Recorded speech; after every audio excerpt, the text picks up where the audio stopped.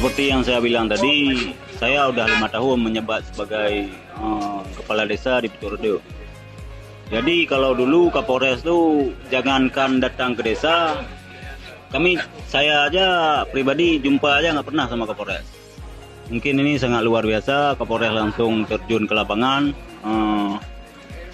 menjemput apa permasalahan yang ada di desa. Harapan kepada pimpinan yang paling di atas, mungkin kami sangat berharap Bapak Kapolres ini dipertahankan di Aceh Barat untuk kemajuan masyarakat Aceh Barat.